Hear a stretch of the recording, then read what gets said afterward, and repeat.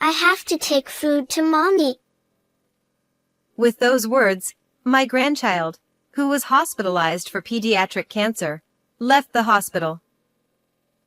Despite being only 7 years old, she had bravely endured her painful treatments without complaint. Upon hearing her words, I hurried to my son's house. But when I arrived, it wasn't my runaway grandchild I found, but my frail daughter-in-law. Why? I gasped at the sight before me. To my shock, she was pulling weeds from the garden and eating them. When she revealed an unbelievable truth, I made a firm decision in my heart. My husband Jason had just retired, and we were enjoying a leisurely life together. To supplement our income, I started a home vegetable garden, which grew to the point where I was considered an expert. It became a daily routine for us to work in the garden together, and when we had a bountiful harvest, we shared our vegetables with our neighbors. The joy they expressed over the delicious vegetables I grew was a source of motivation. Our only son, John, married Amy when he was 27. He met her at the company where he worked, which was run by her father. A year later, a lovely baby girl named Emma was born. Though we didn't live together, our family gatherings were always filled with smiles around our grandchild. From any perspective, we seemed like a happy family. We had no typical mother-in-law and daughter-in-law conflicts. In fact, I had a very good relationship with Amy. John and Amy often visited with Emma, and I cherished watching my first grandchild grow, feeling grateful for these moments. When Emma was about 6 years old, she fell ill.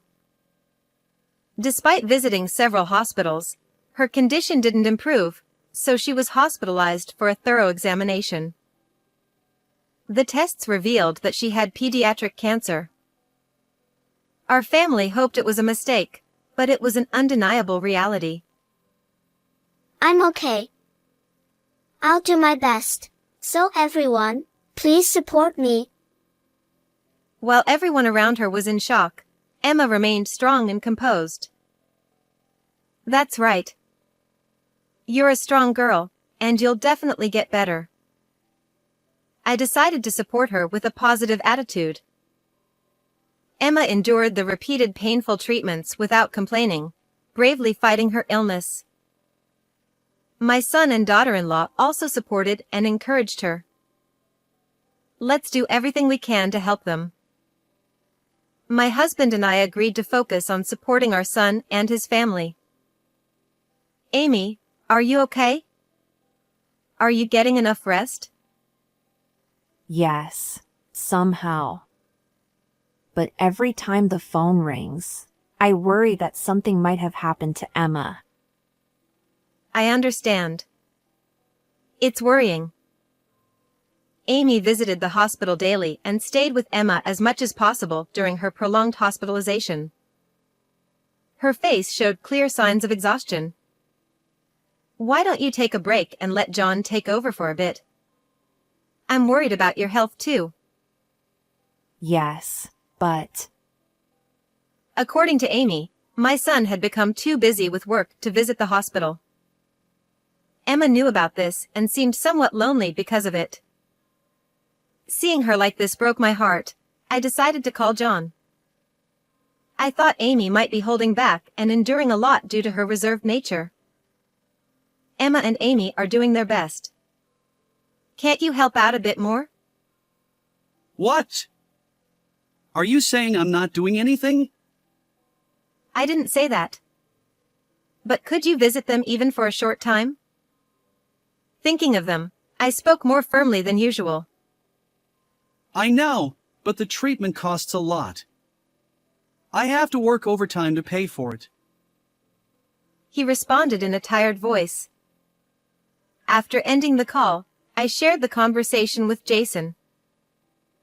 The next day, I asked John to come over because we had something important to discuss.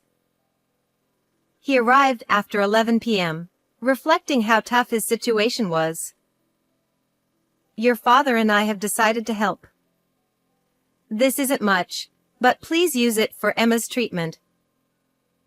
We decided to provide some financial assistance, hoping it would allow John to spend more time with his family. Thank you. This really helps. But please don't tell Amy about this. Okay, but why? I don't want her to worry about money. Understanding his concern for his family, we agreed to keep this a secret. However, Amy later told us that John was still too busy to visit the hospital often, although he promised. What worried me more than John's absence was Amy's condition. She looked exhausted, with hollow cheeks, and dark circles under her eyes, and seemed constantly dazed. Amy, why don't you take a few days to rest at home? I'll take care of Emma. I suggested this out of concern for her well-being. Despite this, Amy insisted on continuing her dedicated care. Then one day, Amy suddenly stopped coming to the hospital. Your mom isn't coming today either? Dad said she caught a cold. She also wrote me a letter, but I feel too tired to read it right now. Emma seemed visibly weak, likely affected by not seeing her mother daily. John's visit to the hospital brought some relief, but I still worried about Amy. Is Amy really okay? Should I come over to help? I called John and asked. She's fine. But if you catch her cold, no one will be able to visit Emma. Please don't come to the house. He was firm, and I realized he was right. If we all got sick, it would be a disaster, especially if Emma caught it. So, I decided not to visit. Instead, I sent Amy an email. I'll keep you updated daily about Emma's condition. However, there was no reply from her, indicating she was likely feeling very unwell. A few days later, I received a call from the hospital on my phone. Did something happen to Emma? My heart skipped a beat, but I knew I had to stay calm. Taking a deep breath, I answered the call. The hospital informed me that Emma had left the hospital and was nowhere to be found. They couldn't reach her parents, so they called me as the emergency contact. Luckily, I was already preparing to visit, so I had my husband drive us to the hospital immediately. Once there, I found the nurse who usually attended to Emma and learned that Emma had disappeared after lunch, saying she needed to take food to her mom.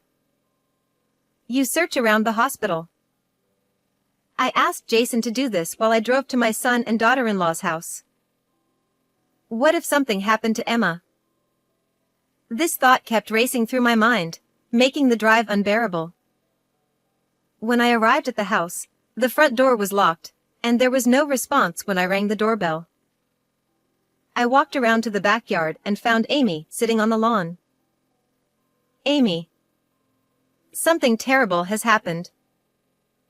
I called out to her as I approached, but she didn't respond.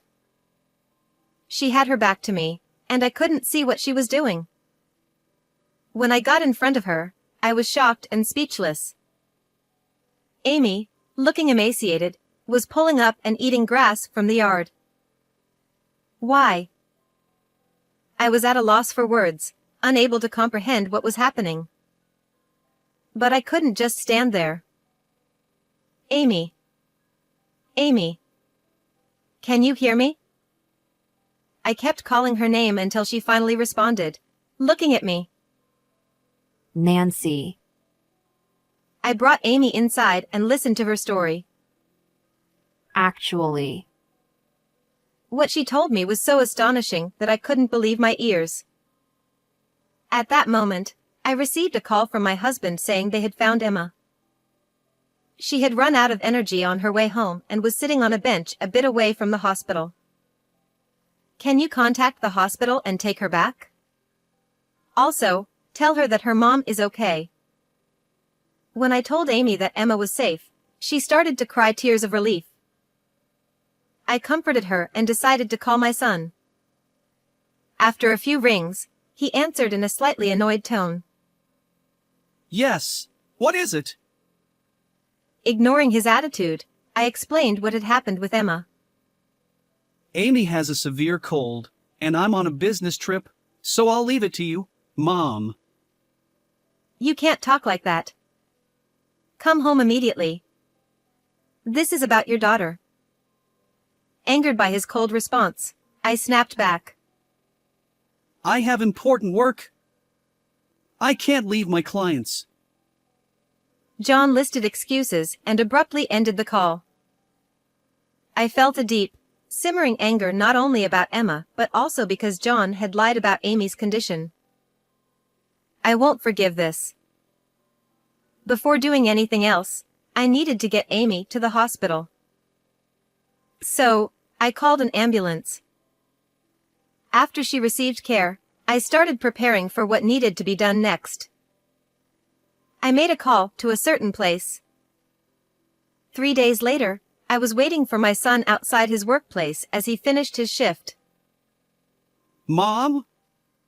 What are you doing here? He asked. John, you're not working overtime today? I called out to him as he came out almost exactly on time and slowly approached me. He looked quite annoyed and seemed reluctant to even talk to me. There's a cafe nearby that Amy said has amazing coffee. I want to try it, so will you come with me? What? No way. I have a lot of things to do. Maybe some other time. I have something important to discuss. Come on, let's go. I grabbed his arm firmly and headed to the cafe. Inside, it was bustling with groups of office workers and housewives finishing their day. John let out a big sigh as soon as we sat down. What are you up to, suddenly showing up and dragging me here? If you have something to say, just say it already. All right, I'll get straight to the point. When Emma ran away from the hospital, why didn't you come immediately? I looked him in the eye as I asked. It's not like I could help it. I was on a business trip. I couldn't just leave. John started tapping the table with his nails in frustration. Oh. I heard you had taken a day off. What? I asked with a bit of sarcasm, and he looked bewildered. He clearly didn't expect me to know that. I called your company and asked. Was that wrong? Why would you do that? Everyone is busy, and you're bothering them. John leaned forward, frowning, and started speaking rapidly. Ignoring his attitude, I took a sip of water. What were you doing on your day off? Is there something more important than your own daughter? That's none of your business. With that, he turned away like a child. I then took a photo out of my bag and showed it to him. Were you on a trip with this woman? What? How do you have that? John asked, his eyes wide with shock. The photo showed John walking closely with a woman. Yes, he was having an affair. It probably started around the time Emma's illness was diagnosed, and the money we gave him was likely spent on her. The constant overtime was a complete lie. And here is proof of your trip. I took my phone from the table and showed him a screen. Look, you're clearly in the picture. Wait, what is this? What I showed him were pictures from his mistress's social media. They were holding hands and smiling broadly at the camera during their trip. Why do you have these, Mom? Amy originally found the photos, and you've seen those before, right? The social media posts, I tracked down myself. Actually, My daughter-in-law Amy had secretly started investigating John's infidelity on her own some time ago. She confronted him with all the gathered evidence. But you blew up at her when she showed you, didn't you? Then you started treating her horribly and even began to restrict her movements, I said. John snapped. How much do you know? Did you go to the house and meet her? I told you not to go. Your excuse about her being sick was a lie, I replied calmly to my son, who was desperately trying to argue back. The day my granddaughter escaped from the hospital, Amy confided in me about John's outrageous behavior, and I was shocked. I didn't want to believe that my own son not only cheated but also mistreated Amy. Amy said that John had been unapologetic about the affair. When she tried to divorce him and demanded alimony, he refused. To silence her, he physically abused her, restricted her from going out, confiscated her phone, and even deprived her of food. The claim that she was sick was just a lie to keep us from contacting each other. Amy was eating grass in the yard. She was that desperate, I revealed. What? She did that? Unbelievable. He sneered, mocking her actions. She was covered in bruises and diagnosed with malnutrition. I continued, sharing what the doctor had told me at the hospital, but John seemed indifferent and played with his phone. Do you realize you're doing something utterly despicable? I asked, my voice filled with contempt. I can't get divorced. It would ruin my standing at the company. I'm supposed to take over someday, he replied, smirking as he looked up from his phone. Since Amy's father is the company's president, John likely thought any scandal, such as his affair, would be a massive problem. I made sure she didn't meet anyone to avoid her spilling the beans, he added, grinning. Moreover, John had threatened her, saying, if you run away, I won't pay for Emma's hospital bills or let her get treatment. Amy, increasingly cornered, ultimately decided to comply for the sake of their child. Thinking about Amy's plight breaks my heart. John said, Why did you go to the house, anyway? Because your precious daughter escaped from the hospital, I replied. Then you should have looked around the hospital, he retorted. She left saying she had to bring food to her mom, I explained. John looked puzzled and confused. But Emma shouldn't know about her mother's situation since she's been in the hospital, he said. That's true, normally, I agreed, handing him a piece of paper. It was a letter Amy had written to her daughter. What's this supposed to prove? There's nothing unusual in here, he argued. The letter seemed ordinary at first glance, but it held a hidden message. What do you think happens if you read only the first letters of each line vertically? I asked. John took the letter, scanning it carefully. After deciphering it, he slammed the table in anger. Tell Grandma to help me. It hurts. I'm hungry. This was an SOS from Amy, I explained. Emma read this and escaped to bring lunch to her mom, I added, but John still seemed confused. But she hadn't visited her mother for a while. How could she have delivered such a letter? He protested. It appears you delivered it to the hospital, I said. What? He exclaimed. Amy had given John an envelope with documents for the hospital, including the letter for Emma. He had been too preoccupied with his affair to remember. After thinking for a moment, John realized. How cunning. But how did you decode it? It was a game Amy invented for Emma to enjoy while bedridden. I explained. Emma, weakened by her treatment, spent most of her days in bed. Decoding letters was a detective game they enjoyed together. The nurses and doctors knew about it.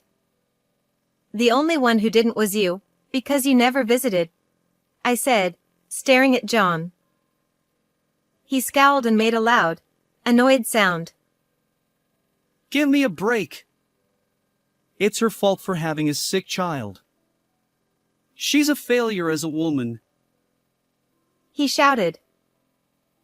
How can you say that? I responded, horrified. That's why it's okay to cheat on her. He continued without hesitation. His cruel words made me lose all patience and affection for him. I wondered where I had gone wrong in raising my son. All I felt was regret, knowing that Amy had suffered because of it. The only way I could atone was to ensure he faced the consequences of his actions. I've told Amy's father everything about your affair, her hospitalization, and the reasons behind it, I said. What? No. That can't be true. John began to panic. It is. Don't think you can do such terrible things and get away with it unscathed. What am I supposed to do? As my mother, can't you consider my position at the company? Think about how foolish you've been. I snapped. I placed the divorce papers Amy had given me in front of him. Seeing them, John finally seemed to grasp the gravity of his actions, and sweat began to form on his forehead. Mom, help me! Please apologize to Amy and the president with me. He pleaded, still hoping for a way out. But life isn't that easy. Stop relying on your parents. Take responsibility for your own actions, I said firmly. This was the final lesson I could teach him, and I pushed him away. He collapsed onto the table, sobbing. Later, the divorce was finalized. Amy demanded $20,000 in alimony, $10,000 from the other woman, $70,000 in child support paid up front, and $30,000 for emotional distress. John sold his house and took on debt to pay these amounts. It turned out that the other woman was a coworker, and both were transferred to different departments for disrupting workplace conduct.